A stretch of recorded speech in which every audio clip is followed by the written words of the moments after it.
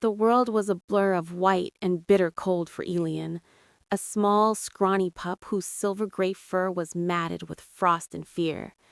His tiny paws, raw and bleeding, left a faint crimson trail in the pristine snow as he pushed through the dense, ancient pines of the Winterfang forest. Whimpers escaped him, not from the cold, but from the images searing his mind, the snarls, the crashing furniture, his mother's choked cry. "Mama," he breathed, a puff of vapor in the twilight. He had run, as she had begged him to, her final words a desperate command. "To the Alpha King, only he can help now. Run, Elian, don't look back." The Alpha King, Ronan Blackwood, a name spoken with reverence and terror. His lodge sat on the highest cliff, overlooking the entire Pack territory.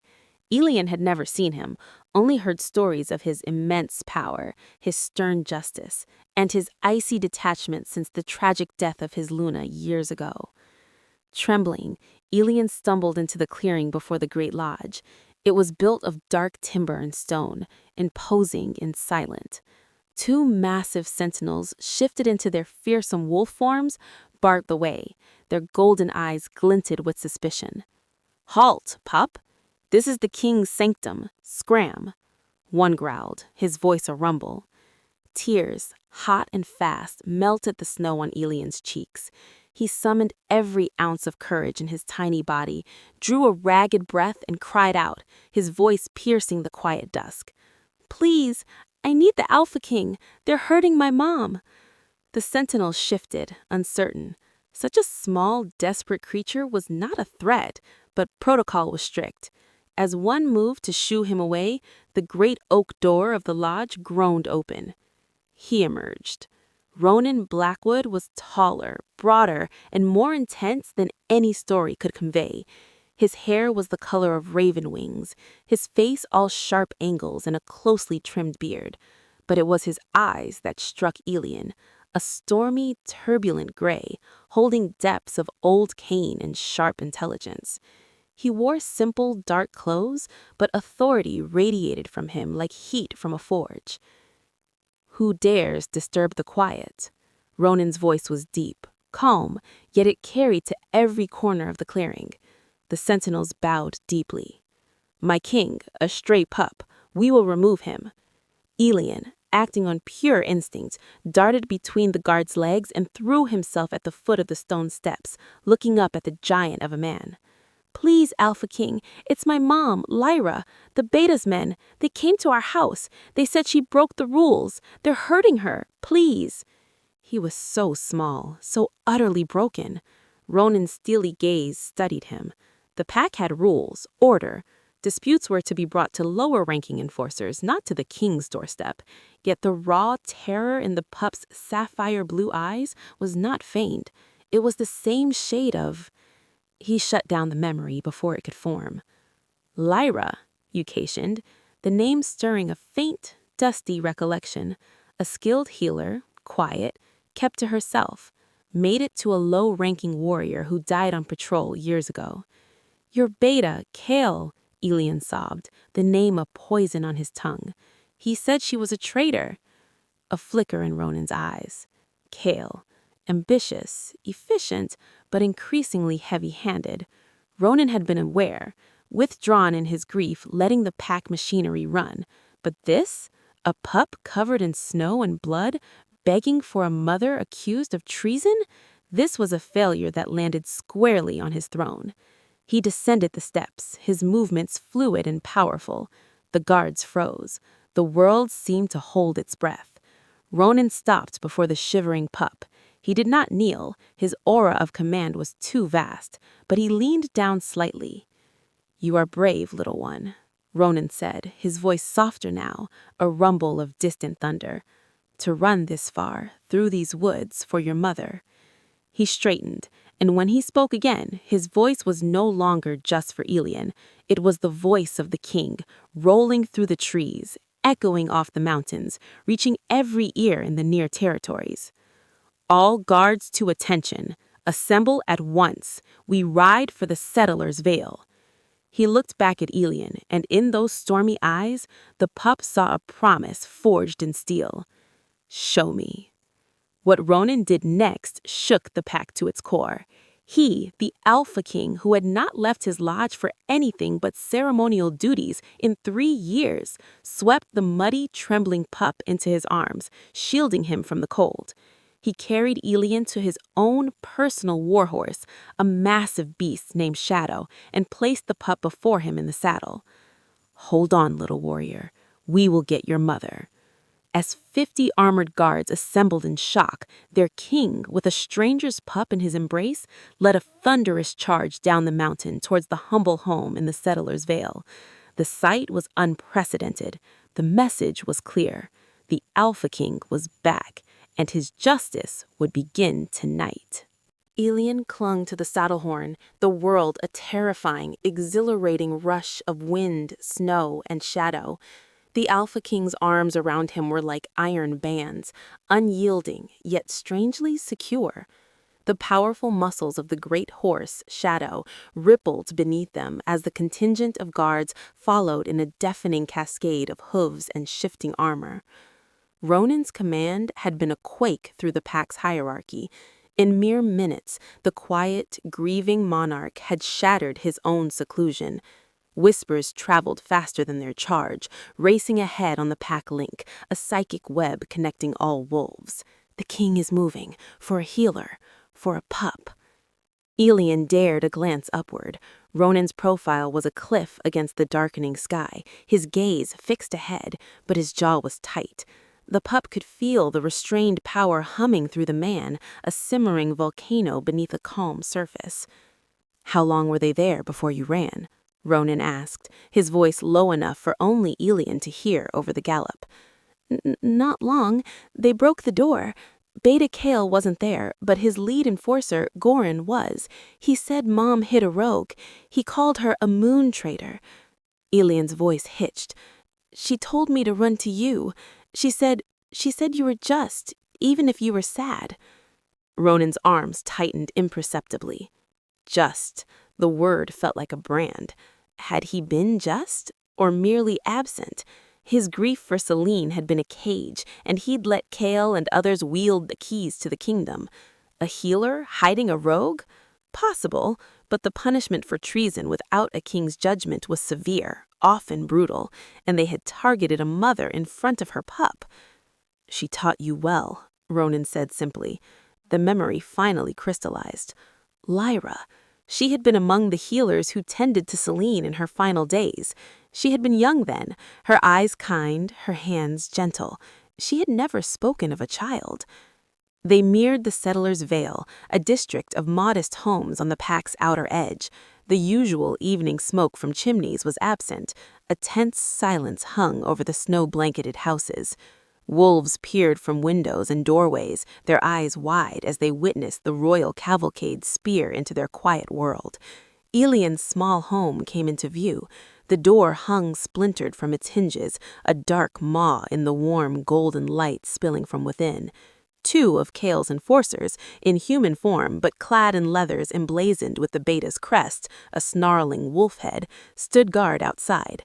They snapped to attention as the king's party stormed into the yard, but their confidence bled into shock at the sight of their sovereign. Ronan reined Shadow to a halt. The horse stamped, snorting plumes of frost into the air. Before the guards could even offer a formal bow, Ronan had dismounted, lifting Elian down with him. He set the pup on his feet, but kept a large hand on his shoulder. "My king," one enforcer stammered. "We were just carrying out Beta Kale's orders regarding a traitor." Silence. Ronan's word was a whip crack. He didn't shout, but the force of his alpha aura flattened his words. Drac physically stumbled back a step. "Where is Lyra?" A whimper, faint but unmistakable, came from inside. Elian jerked. "Mom!" He tried to bolt, but Ronan's hand held him firm. "Stay behind me, Elian." It was not a request. Ronan strode forward, Elian a small shadow in his wake. The enforcers dared not block his path. The interior of the small home was a wreck. A table was overturned, herbs and drying flowers were scattered across the floor, and a chair was broken. And there, in the center, knelt Lyra. Elian's heart shattered. Her face was pale, one eye swollen shut, a trickle of blood drying at the corner of her lip.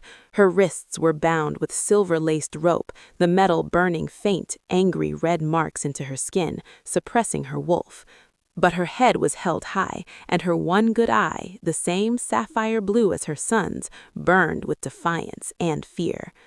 Behind her stood Goran, Kale's brutish second.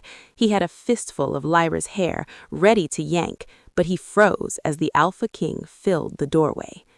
The air left the room. Goran's sneer evaporated, replaced by pallid shock. "My king, we have apprehended the traitor." Ronan's eyes swept the scene, missing no detail. The signs of struggle, Lyra's injuries, the fear in her eye when it landed on Elian, and the sheer oppressive arrogance of Goran. "Release her," Ronan said, his voice dangerously quiet. "But the beta's orders," Goran began. In a movement too fast for human eyes to follow, Ronan was across the room. He didn't shift, he didn't roar. He simply grabbed Goran's wrist, the one tangled in Lyra's hair. There was a sickening crack, and Goran screamed, releasing her to clutch his shattered wrist. Ronan shoved him aside like rubbish, and the large man crumpled against the wall, moaning. With careful, deliberate motions, Ronan untied the silver ropes from Lyra's wrists. She gasped as the suppressing burn faded, her wolf surging back with a grateful whimper in her mind. "My king," she whispered, her voice raw. "My son." "He is safe and brave." Ronan's tone softened a fraction as he helped her to her feet. Elian rushed forward then, burying his face in her mother's tunic. She clutched him fiercely, raining kisses on his head, her tears mixing with the blood on her face. Ronan turned his gaze to the cowering enforcers. The storm in his eyes was now a blizzard. "You lay hands on a pack member, a healer, without a royal verdict. You terrorize a child. You invoke my beta's name to sanction this cowardice." He walked towards Drac, who trembled violently. "Where is Beta Kale?" "He's at his manor, my king. He said to bring the woman to him after questioning." Ronan's lip curled.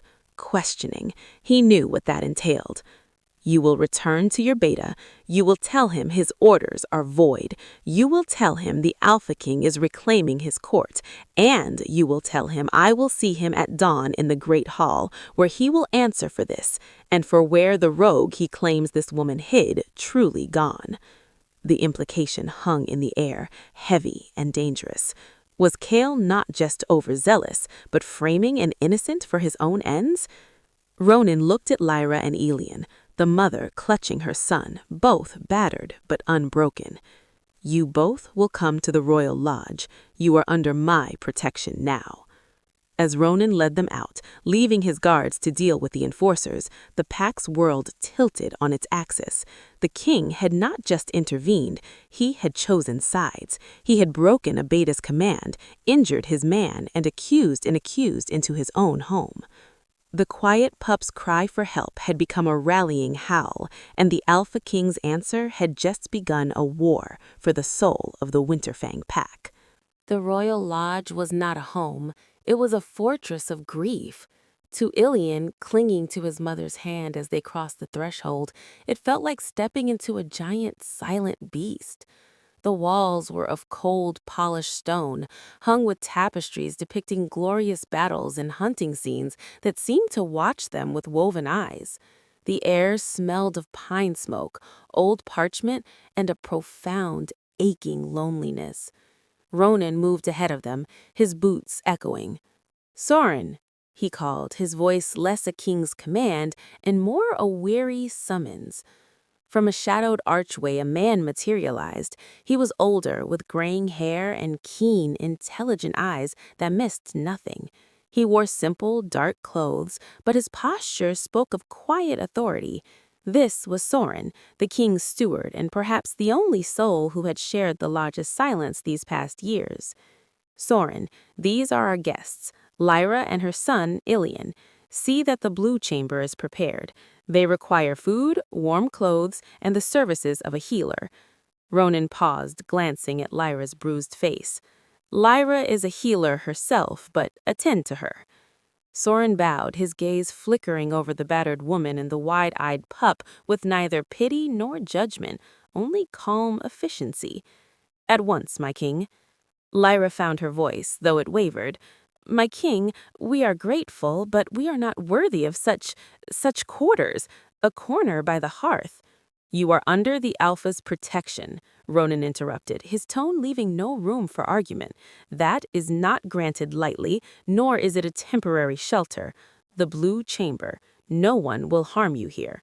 His stormy eyes held hers for a moment, a silent acknowledgement of the debt he felt to her and to the ghost of his mate she had once tried to save. He turned to leave, his immense presence already withdrawing back into its shell of solitary power. Thank you, Ilian piped up, his small voice startling in the vast hall. Ronan stopped. He looked back at the pup, who stood trembling but with his chin raised. The sight pricked something long dormant in the Alpha's heart. He gave a single slow nod, then disappeared down a corridor. Soren led them up a broad staircase to a spacious room with walls the color of a twilight sky. A fire already crackled in the grate, and the large bed looked impossibly soft. Ilian had never seen such luxury. A younger female servant, introduced as Mara, arrived with a tray of broth, bread, and honey, her eyes wide with curiosity.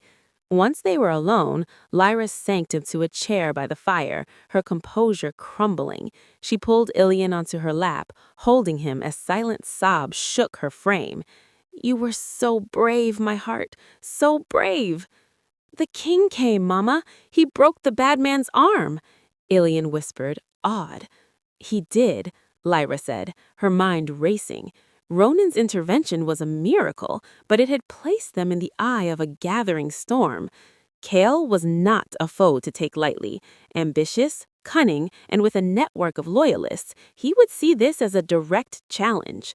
Later, after Mara had helped clean Lyra's wounds and brought fresh clothes, Soren returned. The king requests your presence in his study, healer Lyra, when you are rested. Lyra stood immediately. Ilian's hand tightened in hers. May my son come? He should not be alone. Soren's expression softened a fraction. Of course, the king's study is no place for secrets from the one who started this. Ronan's study was a cave of knowledge. Books lined the walls from floor to ceiling, and a massive, scarred oak desk sat before a window overlooking the frozen packlands. He was not at the desk, but standing by the fireplace, staring into the flames. He turned as they entered. In the intimate light of the study, he looked less like a monument and more like a man, a terribly burdened one. Please sit, he said, gesturing to two leather chairs. Lyra sat, back straight, Ilian perched on the edge of his seat, swinging his small legs. Tell me everything, Lyra, from the beginning. Omit nothing. She took a deep breath. 3 nights ago, a wolf stumbled into my herb garden. He was near death, starved and bleeding from silver wounds. He was a rogue, yes, but he was no threat. He was a boy, maybe 16. He'd been driven from his pack in the south for refusing an unjust alpha. He begged for water and a direction to the neutral territories. She looked at Ronan, her blue eyes earnest. I am a healer, my king. The moon goddess's code is clear. We tend to the wounded. I gave him food, treated his wounds, and let him sleep in my shed for 1 night. At dawn, I gave him what supplies I could spare and pointed him north, away from our core territories. He was gone before the sun fully rose. And how did Kale learn of this? Ronan's voice was low. I don't know, but Goran and his men came today. They said they had witnesses who saw me consorting with the enemy. They said the rogue was a spy and I was passing pack secrets. They demanded I tell them where he went. When I refused, because I truly didn't know his exact path, they became violent. Her hand went unconsciously to her bruised cheek. They said Beta Kale would make me talk. Then Ilian ran. Ronan's jaw worked. The story had the ring of truth. It was simple, compassionate, and foolish in the way only good people could be. Kale has been consolidating power, he said, more to himself than to her. Purging disloyal elements, tightening border controls. A rogue, even a pitiable one, is a convenient enemy, and a healer who defies his enforcers is a convenient example. He looked at Ilian, who was listening intently. Your mother has the heart of a true wolf, but in times of fear, courage is often mistaken for treason. What will happen now? Lyra asked, the fear creeping back. Now, Ronan said, turning to face the window, his broad back to them. For 3 years, I have let the pack run on inertia and let men like Kale fill the void of my grief. That ends at dawn. He glanced back, his gray eyes capturing hers. You will testify in the great hall. You will speak your truth. I will handle the rest. And if he lies, if he has manufactured evidence? Lyra pressed. A cold, sharp smile touched Ronan's lips, the first Ilian had seen. It held no warmth, only the promise of impending frost.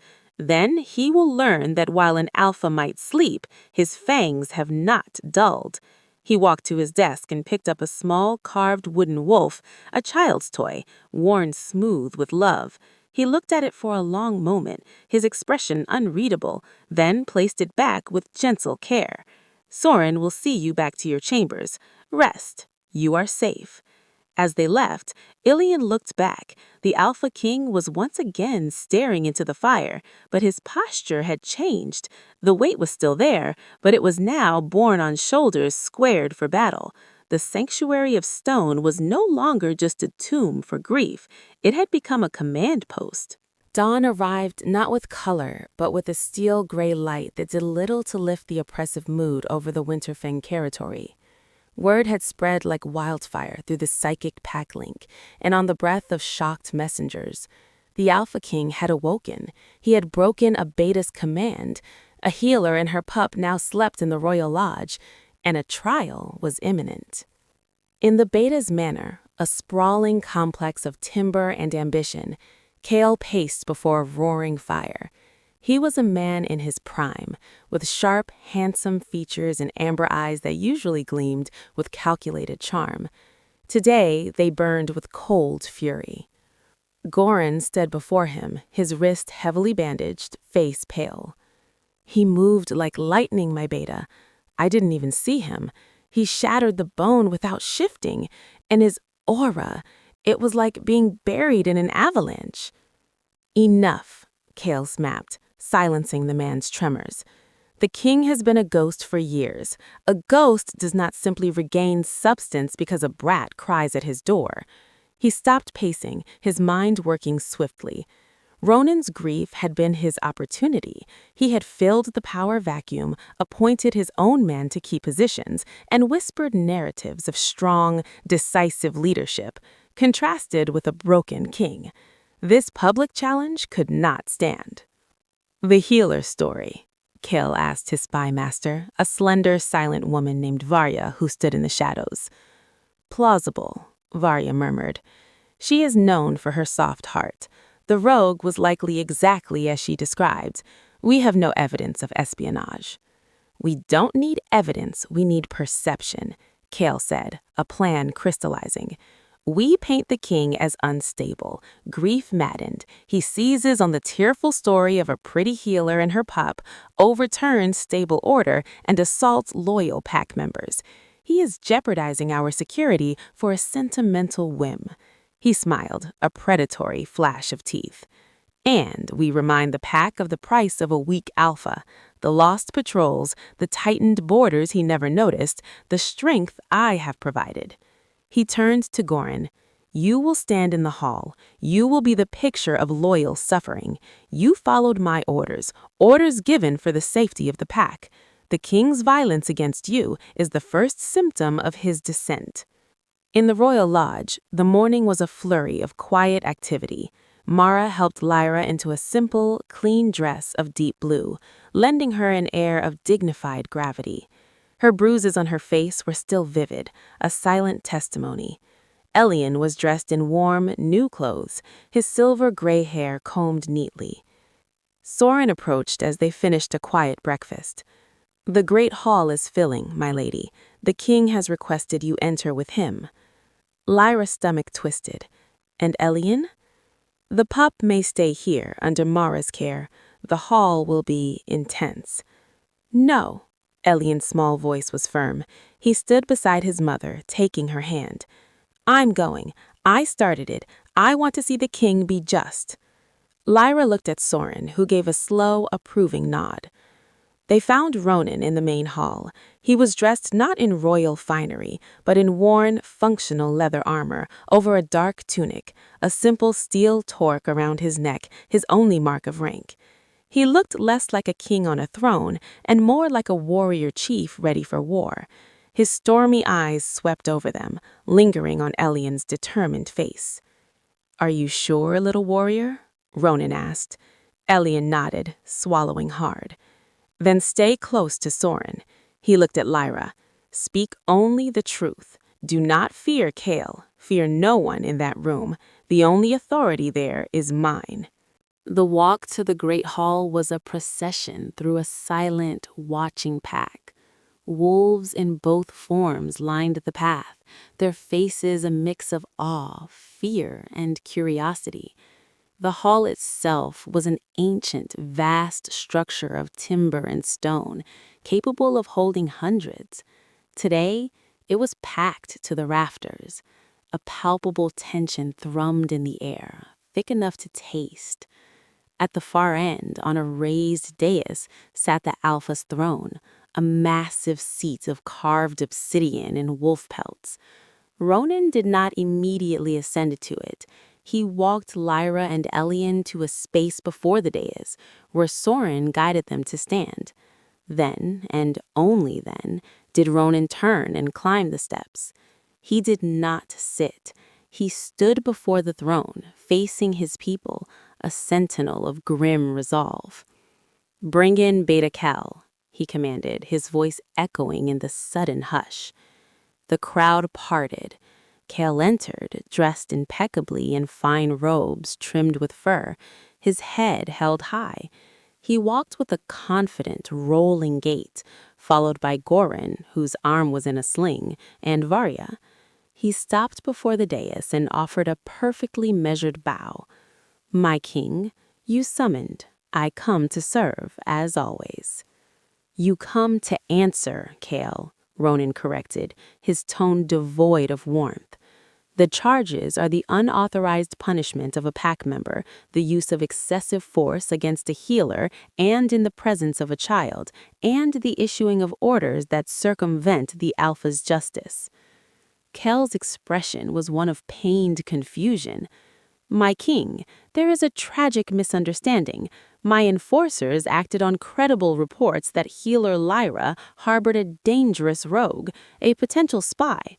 In these tense times, with you withdrawn, the safety of the pack must be our paramount concern. I authorized a questioning to uncover a potential threat. The healer resisted. My men may have been overzealous, for which I apologize, but their intent was pure." He gestured to Goran. "And yet, my loyal man was crippled for his duty. Is this the justice of an Alpha, to maim his own pack for a stranger?" A murmur rippled through the hall.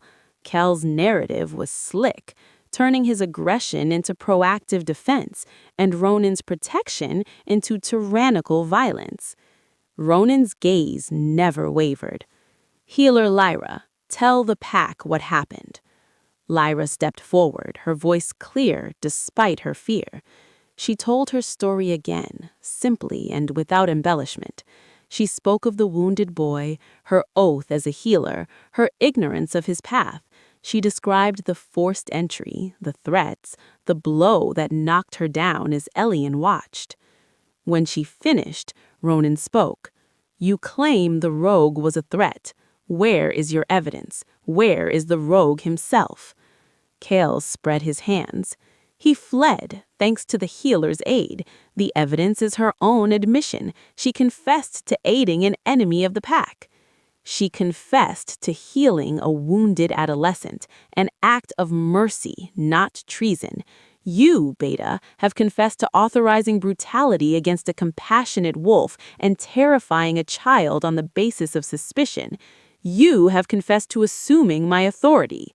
The air crackled. Kale's mask slipped, revealing a flash of pure venom.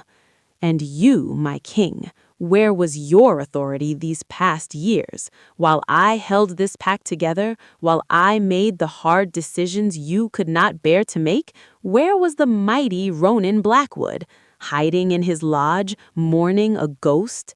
A collective gasp swept the hall. He had spoken the unspeakable, weaponizing the king's grief. Ronan went utterly still. The temperature in the hall seemed to drop. Elian, watching from beside Soren, felt a prickle of fear, but not for himself, for Kale. The Alpha King descended the dais, one slow step at a time. He stopped a foot from Kale, his sheer presence forcing the Beta to tilt his head up. "You are right, Kale," Ronan said, his voice so quiet the entire hall strained to hear. "I hid. I let my pain blind me. I failed my pack. That is a burden I will bear until my last breath." He leaned closer, his words now only for Kale, yet carrying in the dead silence. "But do not mistake my grief for weakness, and do not mistake my mercy for endless patience." He straightened, addressing the pack. Beta Kale is stripped of his rank and titles. His actions demonstrate a thirst for power that eclipses his loyalty to the pack and its laws. He will be held under guard until a full review of his hard decisions can be completed. Shouts of protest rose from Kale's loyalists, but a thunderous growl from Ronan silenced them. The king's stormy eyes swept the crowd, and for the first time in years, they saw not a ghost, but the true, terrifying Alpha. The period of shadow is over. The Alpha has returned. Let the pack and all who would challenge it remember what that means. As guards moved to take Kale, who was sputtering with rage, Ronan turned. His eyes found Elian in the crowd. The little pup stared back, and in that moment, he saw not just a king, but a man who had finally chosen to stop bleeding and start healing. The first blow in the silent war had been struck, and the king had drawn first blood. "Can't sleep?" Ronan asked, setting down his quill. Elian shook his head. He ventured closer. "Are you going to fight more?" "Others will fight to bring lost people home. I must stay here to protect what's important." The words felt strange on his tongue. He hadn't protected anything in so long.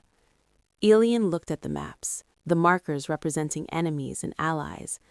"My mom says you're fixing things, that it's hard." She is wise. The pup was silent for a moment. "Your wolf, is he sad like you are?" The question was so innocent, so piercing. Ronan had kept his wolf locked down, a reflection of his own numb heart. "Yes, for a long time." "Maybe he needs a friend," Elian said simply. Then, emboldened, he held up the carved wolf. "I named him Guardian. He protects me. You can borrow him if you want." He placed the small toy carefully on the edge of the map. Before Ronan could respond, Elian scampered out. Ronan stared at the crude, loving carving. A warmth, fragile and unfamiliar, seeped through the cracks in the ice around his heart. This small pup, who had seen so much terror, offered comfort to his Alpha. He picked up the wooden wolf. For the first time in years, he didn't feel entirely alone. And he knew, with a sudden, fierce clarity, that he would let the world burn before he let any harm come to that boy or his mother again. The ice was cracking, and beneath it, something was beginning, painfully, to grow.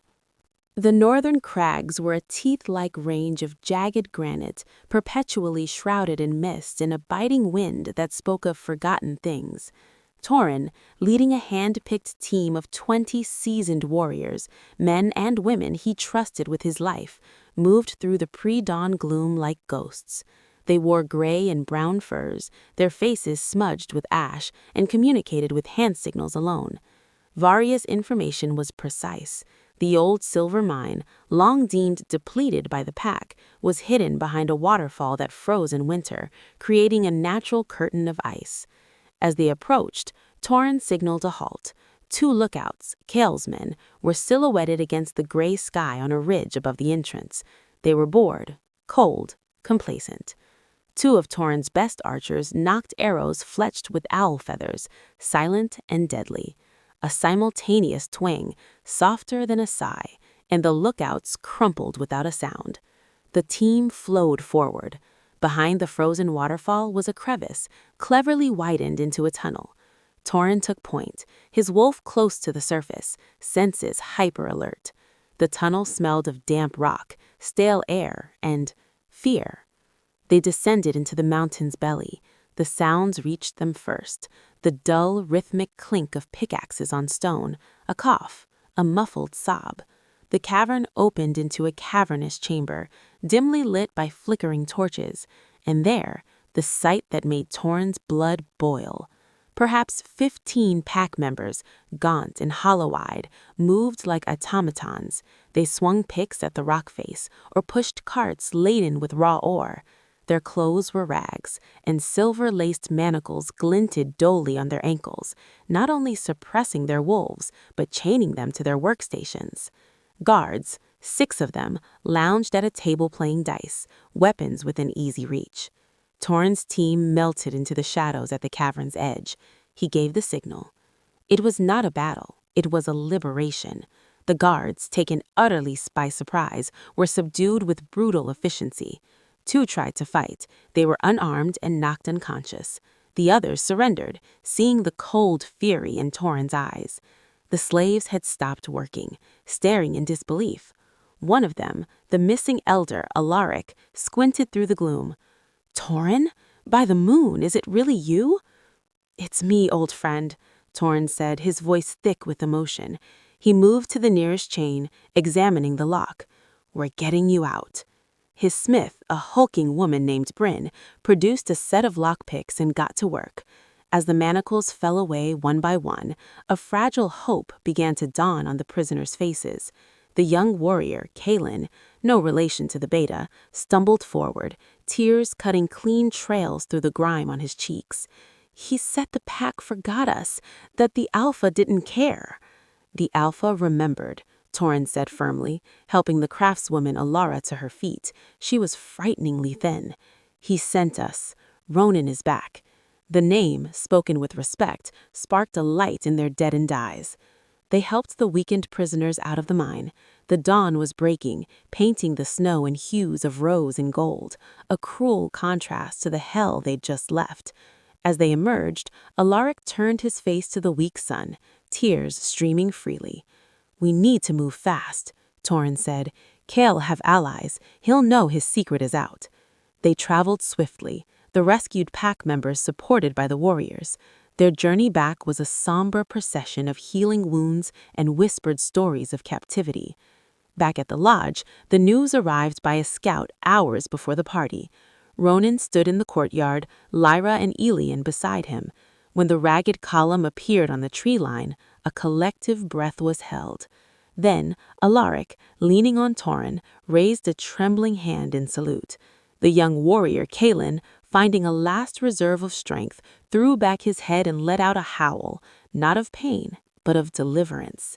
It was raw, broken, and magnificent. One by one the others joined, the rescued, the rescuers. It was a song of suffering ended, of hope returning. The howl washed over the lodge, over the territory. It was a howl that shook the very foundations of Kale's lies. The pack heard it. They understood. Their missing had not deserted, they had been stolen, and their Alpha had brought them home. Lyra wept silently. Elian pressed close to her side, his eyes huge. "They're singing," he whispered.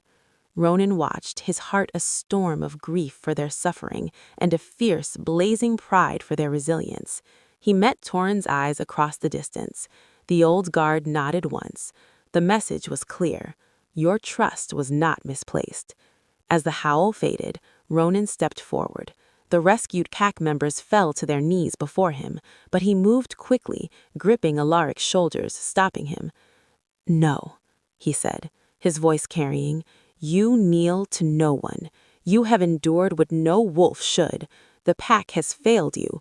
I have failed you. Your strength humbles me." He looked at the growing crowd of pack members drawn by the howl. "Let this be known. The crimes of Kale are not mere ambition. They are an abomination against the moon bond that ties us all. He enslaved our own. He corrupted our spirit. This," he gestured at the weary, freed souls, "is the truth his lies tried to bury." He turned to Torrhen. "See that they have everything they need, the best healers, the softest beds, the warmest food." As the rescued were led inside, Alaric paused before Lyra. "Healer," he rasped. "In the dark we heard whispers. Kale's men spoke of you.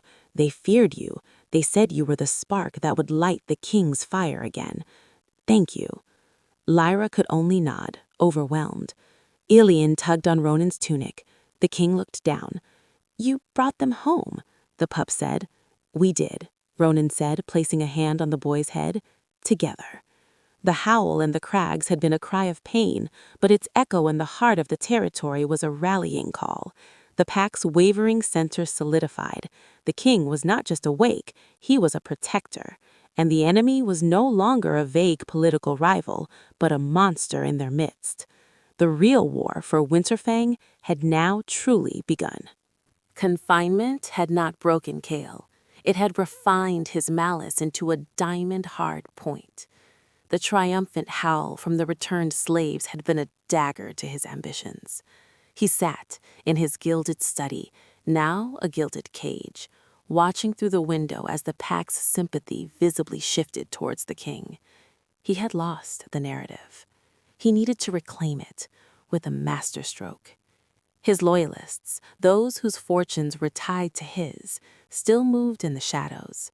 Through coded messages and a bribed guard, he devised his plan. It was not a direct assault. Ronan was too strong, the lodge too fortified.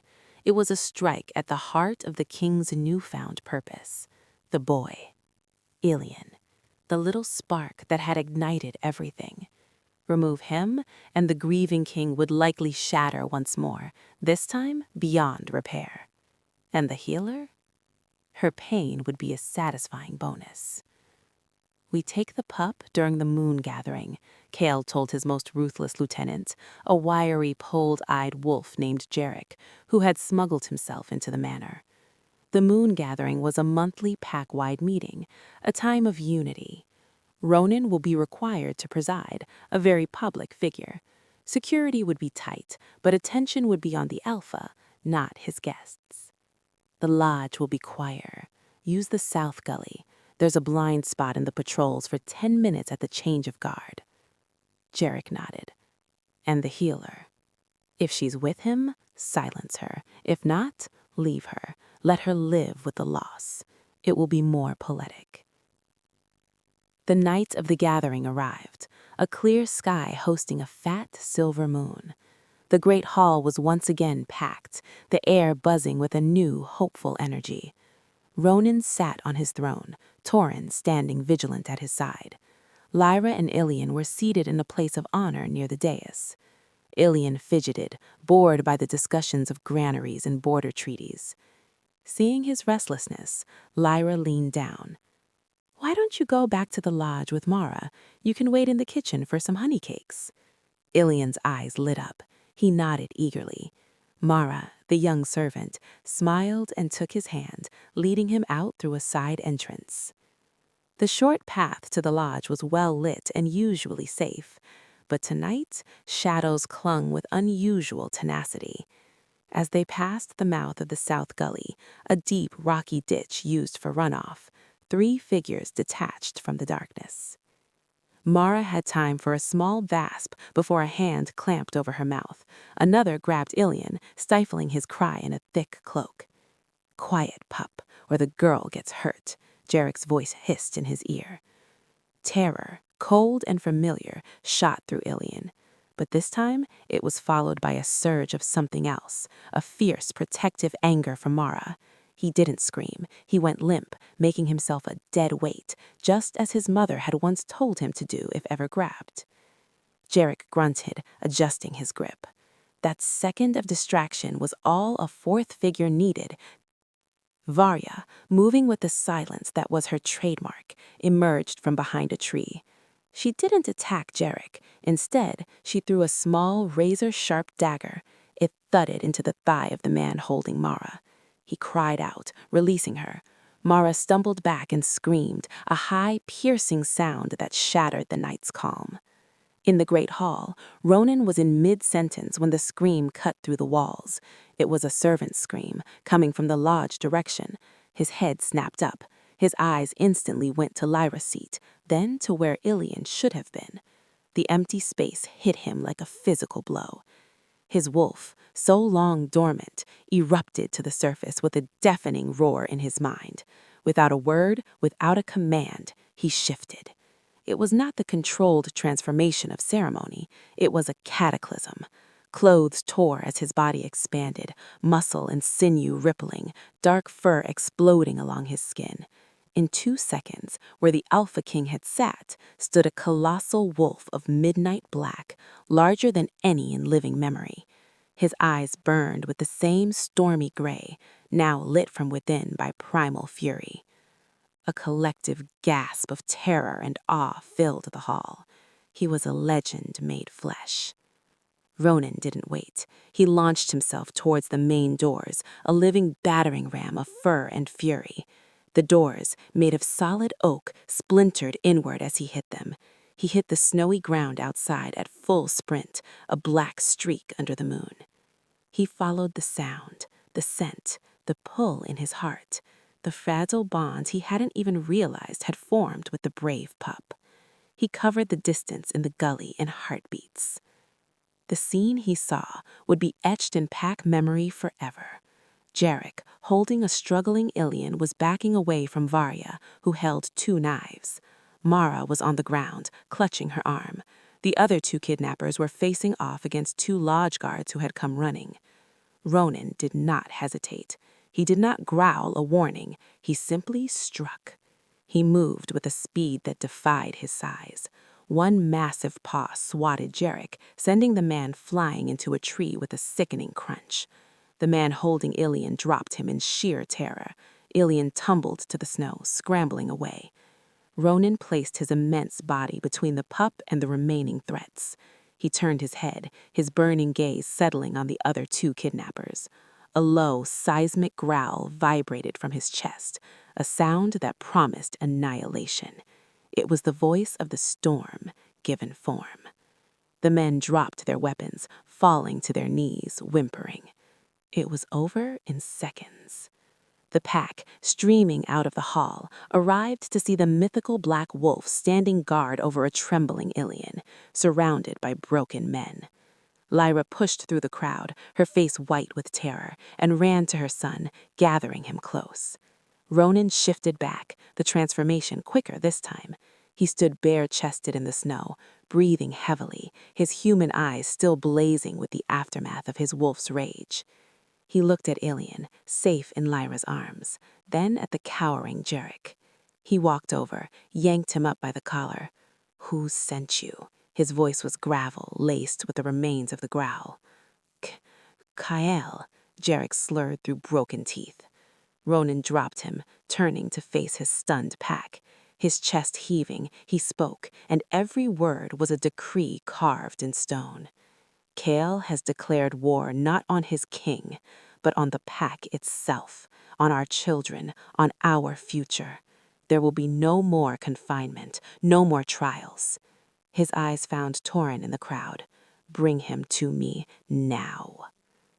The Alpha's gambit had failed spectacularly. In trying to extinguish a spark, Kale had instead unleashed a wildfire, and the Alpha King was burning. The lodge was no longer a sanctuary. It was the eye of a hurricane. In the aftermath of the attempted kidnapping, a terrible, focused calm had descended upon Ronan.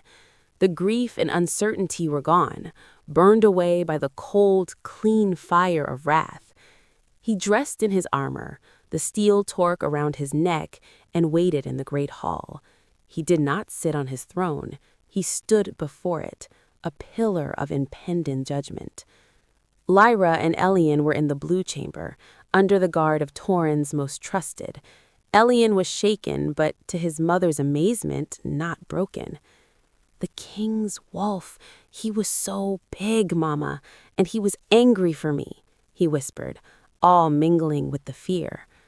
Lyra held him, her own heart a tangled knot of gratitude and dread. Ronan's protective fury was a shield, but such intensity could also consume. The pack gathered again, not by summons, but by unspoken understanding. The hall was even more packed, the silence heavier. They had seen their alpha's true power, and it was both glorious and terrifying. The doors opened. Torrhen entered, flanking a shackled Kale. The former beta was forced to walk, his arrogance finally stripped away, replaced by the pallor of a man who knows his hour has come. He was thrown to his knees on the cold stone before Ronan. Ronan looked down at him, his expression unreadable. "Kale of the Winterfang pack, you are charged with treason, corruption, enslavement of pack members, and attempted murder of a child. Do you have anything to say?" Kale lifted his head, a last flicker of defiance in his eyes. "I did what you were too weak to do.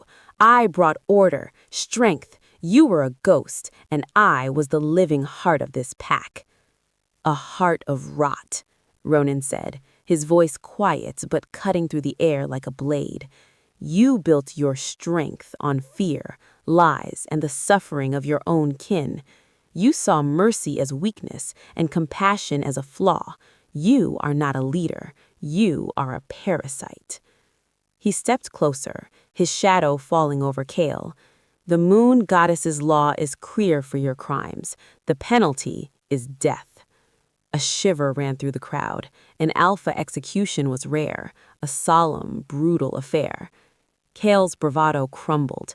You would kill your own beta?" "You stopped being my beta the moment you laid hands on that healer and terrified her pup," he said, his gaze flickering to where Lyra and Elian now stood at the edge of the dais, brought by Soren to witness. "You forfeited your place in this pack. You have no title here." He straightened, addressing the assembly. "Justice is not vengeance, but it must be certain. It must be a wall that protects the innocent and a cliff that warns the wicked." He turned back to Kale. "I, Ronan Blackwood, Alpha of the Winterfang pack, sentence you to die, not in the shadows as you operated, but here, before the pack you betrayed." He did not order a guard. He did not call for an executioner. He simply looked at Torrhen and gave a slight nod. Torrhen understood. This was the Alpha's burden, and his alone. He handed Ronan a heavy, single-edged axe, the ancient ceremonial tool, its blade etched with runes of justice. Ronan took it, its weight familiar and awful. He had carried out this duty only once before, years ago. The memory was acid in his soul. Kale began to beg, his words dissolving into incoherent sobs. Ronan raised the axe. The hall held its breath. Lyra turned Elian's face into her tunic, but the boy gently pulled away, his sapphire eyes wide but steady. He watched the king. In that suspended moment, Ronan's eyes met Elian's. He saw not fear, but a profound, unsettling trust. The pup believed in his justice. That trust was a weight heavier than the axe. The blade fell. It was swift. It was clean. When it was done, a profound silence echoed, louder than any scream. Ronan dropped the axe with a clatter that made everyone jump. He stood for a moment, his shoulders bowed, not with guilt, but with the immense, lonely weight of the crown. He had done what was necessary, but he felt no triumph, only a hollow, smoking crater where his rage had been. Then, a small sound. Elian pulled away from his mother and took a few hesitant steps forward.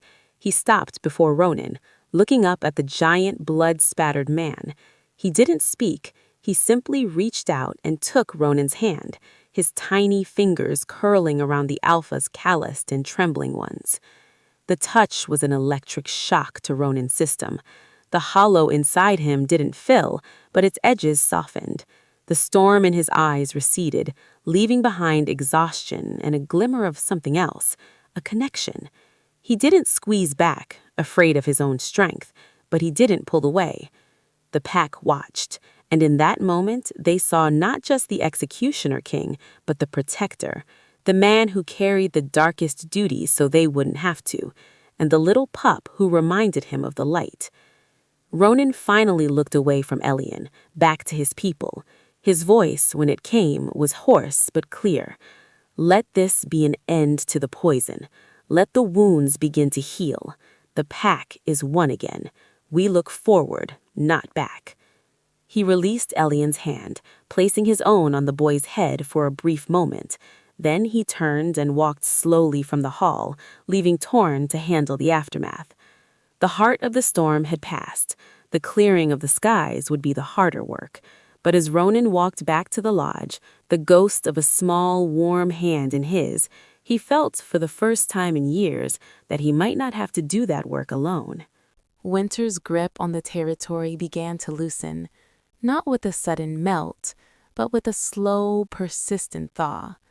Drips from icicles replaced the endless silence, and the snow receded to reveal patches of stubborn, frozen earth. In the pack, a similar process was underway. With Kael's network dismantled, his loyalists given the choice of renewed oath or exile, a new order was being built. Ronan, guided by Torin's steady hand and Soren's wise counsel, worked tirelessly. But he was a different Alpha now. He held open courts where any wolf could bring grievances. He reinstated the Healer's Council, with Lyra offered a prominent seat, which she accepted with quiet resolve. The rescued slaves, Alaric, Kael, and Alara, became vocal advocates for the new transparency, their harrowing stories a powerful deterrent against corruption. Yet, the deepest thaw was happening within the stone walls of the lodge. Ronan no longer dined alone in his study. Evening meals were now taken in the smaller, sunlit family dining room, with Lyra and Elian as his consistent companions. At first, the conversation was stilted, a series of polite questions about the day's affairs. Elian, however, was a force of nature no protocol could withstand. He would chatter about his lessons with Soren, who was teaching him his letters, about the new friends he'd made among the guards' children, about the brave mouse he'd seen in the kitchen garden. His innocence was a balm, and his questions were disarmingly direct. "Do you like being Alpha?" Elian asked one evening, pushing peas around his plate. Ronan paused, his fork halfway to his mouth. "It is not a matter of liking. It is a duty, a promise to protect every soul in the territory." "But does it make you lonely at the top?" Elian pressed, parroting a phrase he'd likely overheard. Lyra shot him a warning look. "Elian, that's not a polite question." "It's all right," Ronan said, surprising himself. He considered the small, earnest face. "It has been lonely, for a long time." Elian nodded, as if this made perfect sense. "You need a family, like me and Mom, and maybe a puppy." Lyra nearly choked on her water. Ronan's lips twitched, the ghost of a smile, a sight so rare it made Soren, who was pouring wine, pause in his task. "Perhaps one day," Ronan said, his voice softer. The real breakthrough came on a day when the sun was unusually warm. Elian, bursting with energy, begged to go outside the lodge walls to the nearby frozen lake. Ronan, feeling uncharacteristically lenient, agreed to accompany them, a discreet guard detail trailing at a distance. At the lake's edge, Elian tried to slide on the ice, giggling when he tumbled. Lyra smiled, her face turned to the sun, looking younger and freer than Ronan had ever seen her. Watching them, a strange, aching warmth spread in his chest. It was the echo of a feeling he thought had died with Celine, the simple joy of companionship, of protecting not out of duty, but out of care. Elian found a patch of ice that was dangerously thin near the shore. "Look, I can see the water," he called, leaning over. "Elian, step back," Lyra called, allied a voice alarm. But the boy, curious, pressed a foot down. The ice gave way with a sharp crack. Elian yelled when one leg plunged into the freezing water up to his knee. Before Lyra could even move, Ronan was there. He didn't run, he seemed to simply appear. He reached down, hauled Elian out of the water with one hand, and swept the shivering, startled pup into his arms, pulling his own thick cloak around him. "Freezing," Elian chattered, more surprised than hurt. "Foolish," Ronan murmured, but there was no anger in his tone, only a deep, visceral concern. He held the boy close, radiating warmth from his own body. "The ice is deceptive. It looks solid, but holds hidden dangers." Lyra rushed over, her hands fluttering. "Is he all right?" "He's fine, just cold and wet," Ronan said, his eyes on Elian's face. The pup had stopped shivering and was now looking at the alpha with an expression of pure, unadulterated trust, snuggled against the big man's chest. In that moment, something shifted. A final layer of ice, deep inside Ronan's heart, cracked and melted away. He wasn't just protecting a subject, he was holding a child he had come to love. The realization was staggering, terrifying, and more healing than any sunrise. He carried Elian all the way back to the lodge, the pup chattering about fish and ice. Lyra walked beside them, and her hand briefly, hesitantly, brushed against Ronan's arm. A silent thank you. A connection. That night, after Elian was tucked into a warm bed, Ronan found Lyra in the library, staring out at the moon-washed landscape. "He adores you," she said softly, without turning. Ronan stood beside her. "The feeling is mutual." She finally looked at him, her blue eyes searching his. "You've given us everything. Safety, a home, justice. We can never repay you." "You have," he said, the words feeling true. "You have given me a reason to step out of the shadows. Elian has given me back a piece of my heart I thought was lost forever."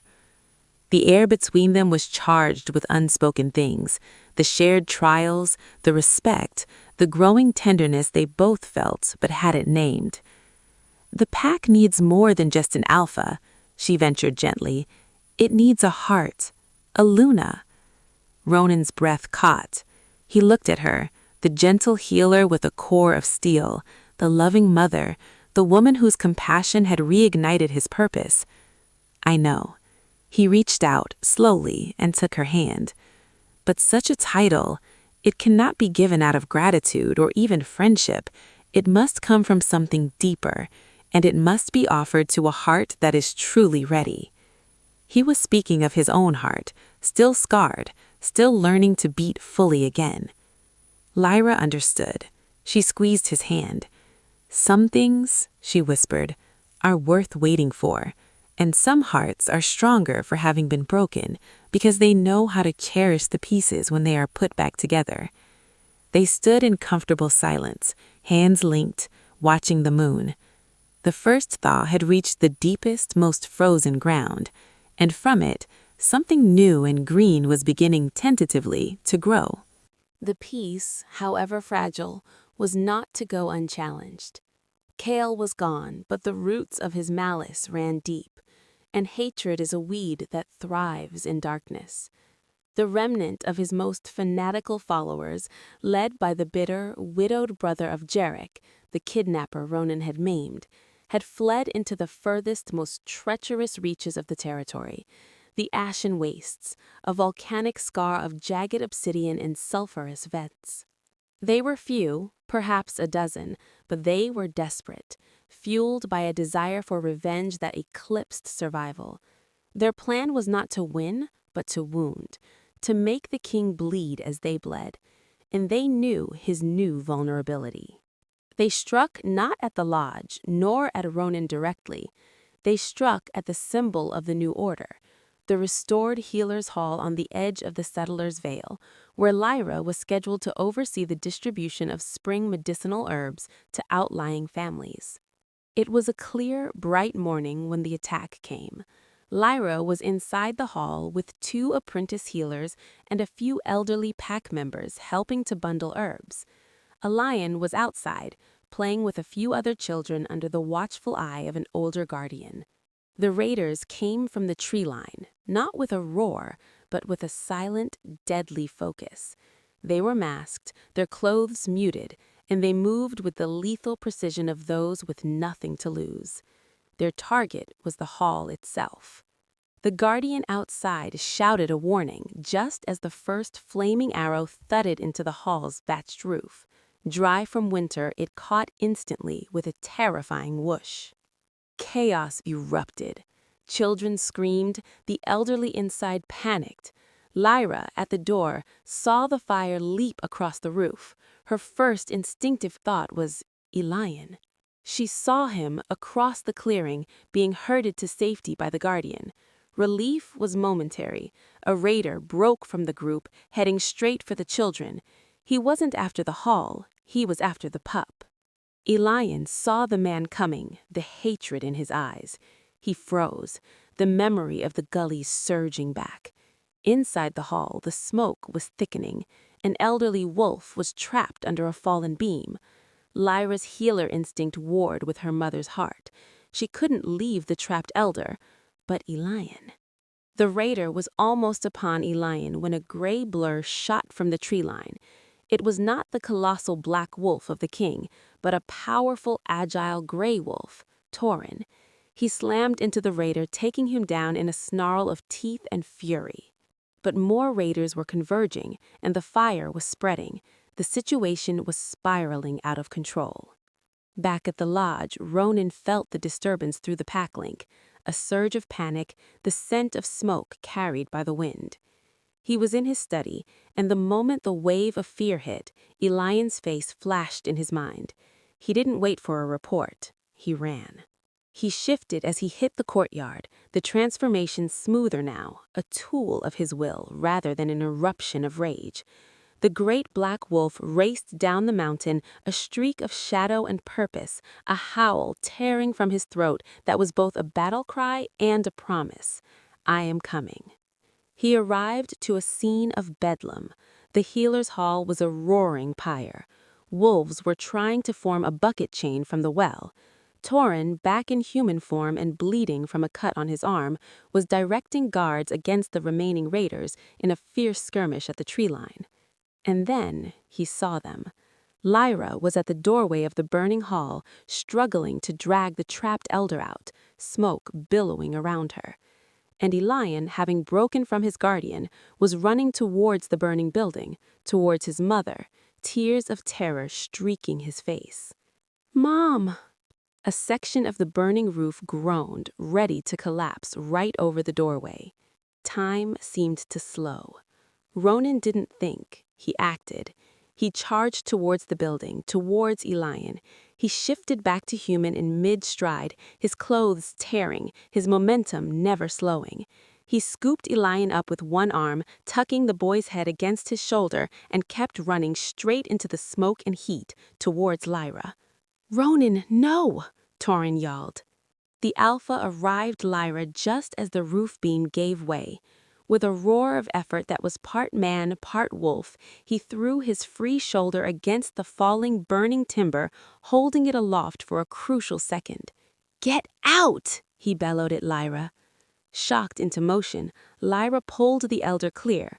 The moment they were past the threshold, Ronan let the beam fall, shoving backwards with Elian still clutched to him. They tumbled into the clear air as the doorway collapsed in a cascade of sparks and burning debris. Ronan lay on the ground, Elian safe beneath him, his own back seared and aching from the heat and impact. Lyra crawled to them, her face smudged with soot, eyes wild with fear. "Elian! Ronan!" Elian squirmed out. He was crying, but he immediately turned to Ronan, small hands patting his face. "You're hurt." Ronan sat up, wincing. He looked at Elian, whole and safe, then at Lyra, equally so. The terror that had gripped him morphed into a rage so cold it burned. He stood, turning his gaze to the tree line where the skirmish was ending, his guards subduing the last raiders. The fire was being brought under control. The hall was lost, but everyone was alive. Ronan walked towards the captured raiders, his steps measured. Their leader, Jarek's brother, glared up at him, defiance in his eyes. "The pup lives. Your hatred fails," Ronan said, his voice like grinding stone. "You took everything," the man spat. "You had nothing worth taking but your honor, and you sold that to Kale long ago." He looked at Tauren. "They will be tried by the new council. Their fate will be the Pack's will, not mine alone." It was a signal. Justice, not vengeance. Law, not tyranny. He walked back to Lyra and Elian, the fight gone from him, replaced by a profound weariness and a new, unshakable certainty.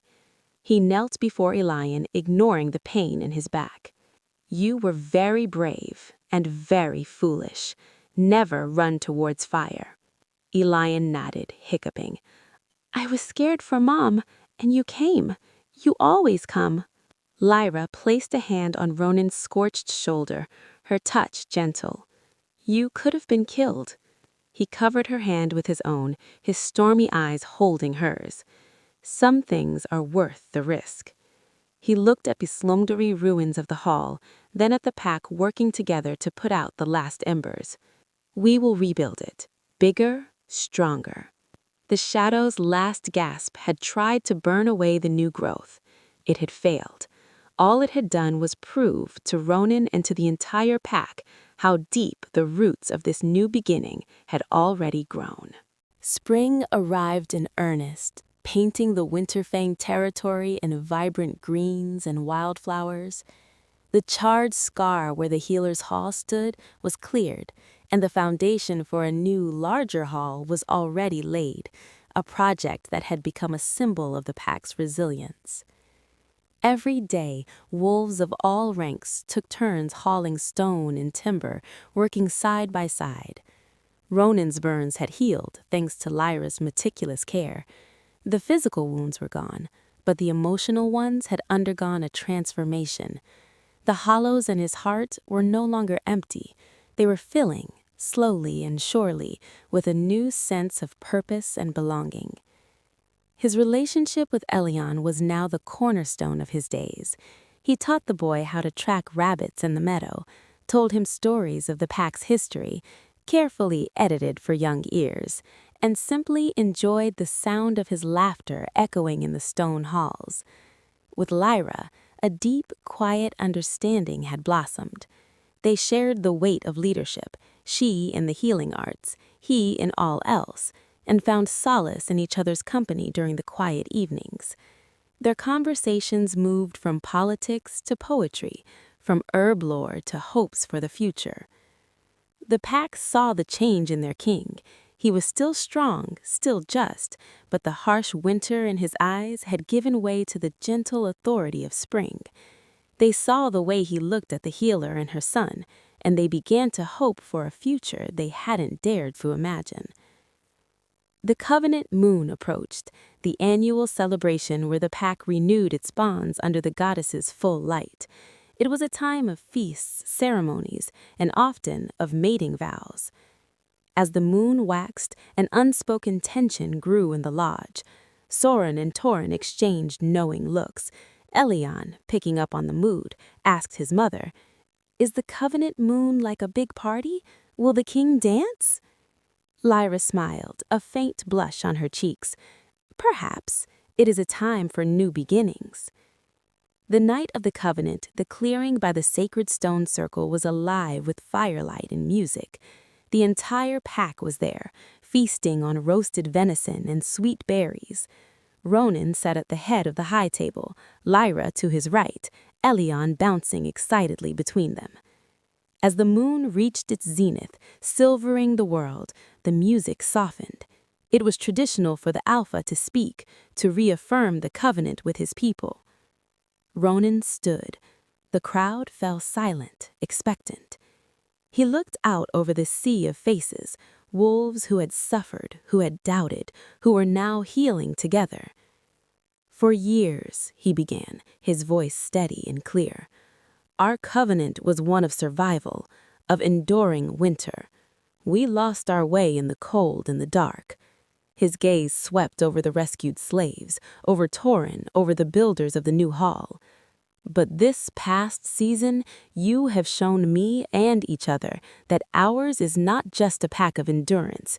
It is a pack of heart, of courage in the face of fire, of compassion that heals deeper wounds than any claw. He paused, then turned slightly towards Lyra. A covenant is a promise to protect, to provide, to lead with both strength and mercy. He extended his hand to her. Surprised, her eyes wide, Lyra took it and stood beside him. A murmur of anticipation rippled through the pack. This pack, Ronan continued, holding Lyra's hand, needs a heart as strong as its claws. It needs the kindness that heals, the courage that stands firm for the weak, and the gentle wisdom that sees the wolf, not just the rank. He looked at Lyra, his stormy eyes soft.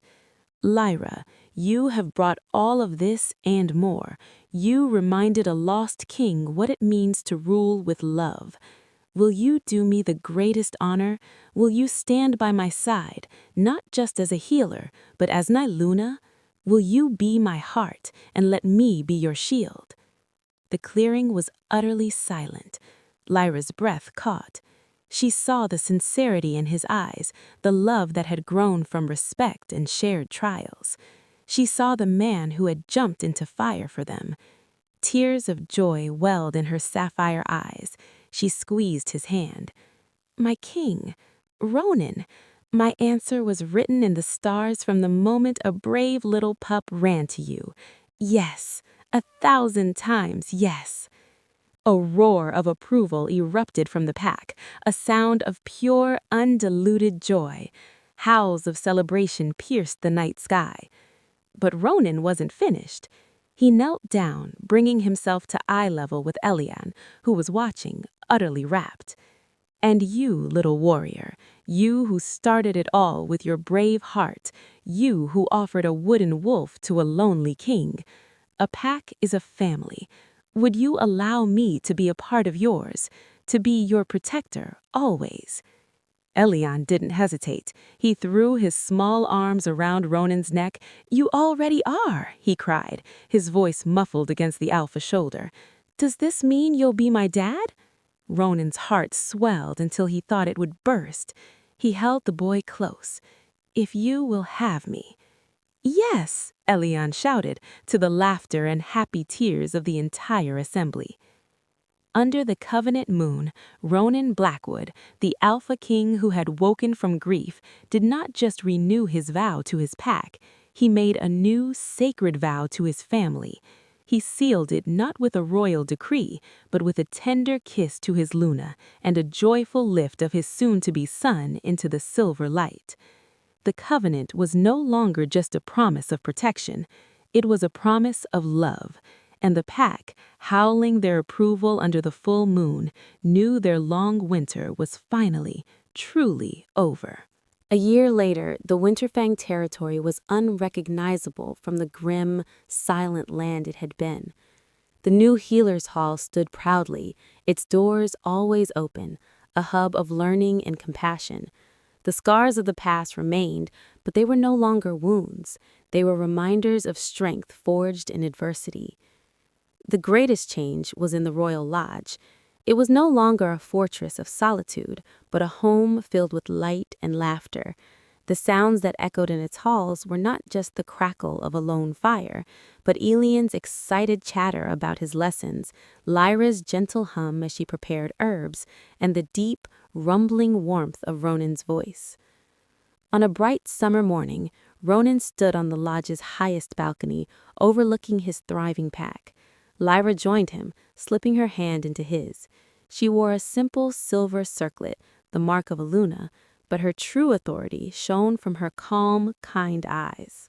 "He's driving Torin mad with questions about border patrol tactics," Lyra said, nodding towards the training grounds below, where a 10-year-old Elian, all long limbs and boundless energy, was dogging the patient commander. Ronan chuckled, the sound rich and full. "He has the heart of a guardian. He'll make a fine beta one day, or whatever he chooses to be." They watched as Elian attempted to mimic a warrior's stance, his seriousness comical on his young face. The bond between the boy and Ronan had only deepened. Ronan was a father in every way that mattered, teaching, guiding, comforting, and loving with a devotion that still sometimes surprised him. "The Southern emissary arrives today," Lyra mentioned, resting her head against his shoulder. "Let them come," Ronan said, his tone confident but not arrogant. "Let them see a pack that is strong because it is united, fierce because it is protective, and prosperous because it is fair." He turned to her, brushing a stray strand of hair from her face. "A pack with a magnificent Luna at its heart." Their love had become the bedrock of the new Winterfang. It was a partnership of equals, her wisdom tempering his strength, his resolve supporting her compassion. Together, they had instituted councils for warriors, healers, and crafters, ensuring every voice had a channel. The pack wasn't just loyal out of fear or tradition, they were loyal out of love and shared purpose. That evening, a feast was held in honor of the visiting emissary. The great hall was decorated with summer blooms, and the atmosphere was one of proud hospitality. Ronan and Lyra sat at the high table, Elian between them, now doing his best to imitate Ronan's regal posture. The emissary, an older alpha from a southern coastal pack, was visibly impressed. "King Ronan, Queen Lyra," he said, raising a glass. "I had heard tales of the Winterfang's renewal. To see it is something else. You have turned a season of endless winter into an era of blossoming summer. Your pack's spirit, it sings."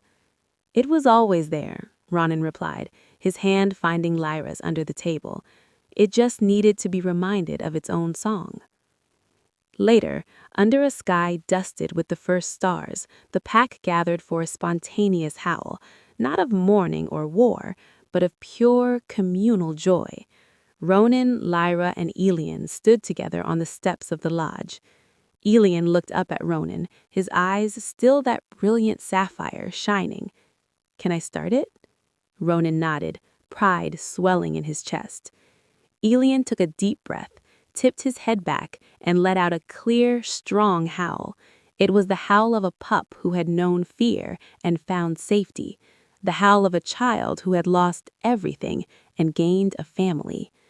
It was a sound of pure, unbounded joy. One by one, the pack joined. Warriors, healers, elders, children, their voices woven into a magnificent, harmonious song that rose to the moon. Lyra added her voice, melodic and steady. Finally, Ronan joined. His howl was deep and powerful, the sound of a king, a protector, a mate, and a father. It was the sound of a heart made whole. As the last notes faded into the warm night, Ronan looked at his family, his fierce, gentle Luna, and his brave, joyful son. He thought of the terrified pup who had run to him in the snow, of the grieving shell of a man he had been. "You know," he said to Elian, pulling him close, "that first day you came to me crying about your mom, that was the day I began to live again." Elian grinned.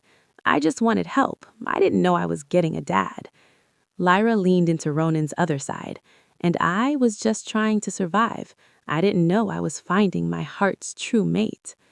They stood there, a united silhouette against the lit lodge, a living testament to a truth the pack now held sacred, that even the deepest winter must eventually yield to spring, that courage can be found in the smallest hearts, and that sometimes the most powerful howl begins with a single whispered cry for help.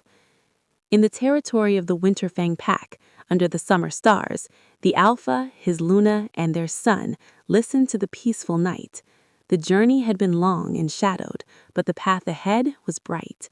Their story was no longer of hurting and fear, but of healing, love, and the unbreakable bond of a family forged in the fire of adversity, a bond that would guide their pack into a dawn of endless promise.